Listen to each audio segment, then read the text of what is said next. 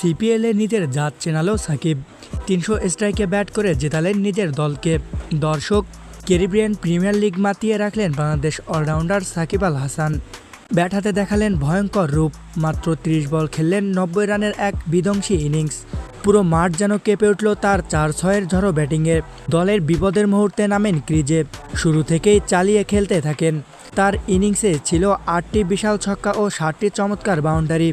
একদিকে আক্রমণাত্মক আর অন্যদিকে ঠান্ডা মাথায় খেলা চালিয়ে নিয়ে যান। বোলারদের কোনো ছাড় দেননি। স্পিন হোক বা পেস, সবাইকে ছিন্ন ভিন্ন করেছেন। সাকিবের এমন ইনিংস শুধু ম্যাচ নয়, পুরো টুর্নামেন্ট আলোড়ন সৃষ্টি করেছেন। ম্যাচ শেষে সিপিএলের ধারাভাষ্যকররা প্রশংসা ভাসিয়েছেন তাকে। বলেছেন, তিনি শুধু একজন অলরাউন্ডার নন, একজন ম্যাচ উইনার।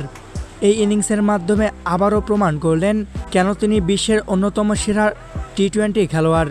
সাকিবের এই ইনিংসের ভর করে দল জিতে ম্যাচটি এবং সেমিফাইনালের দৌড়ে এগিয়ে যায় আরও এক ধাপ। সিপিএলের ইতিহাসে এটি অন্যতম স্মরণীয় ইনিংস হয়ে থাকবে।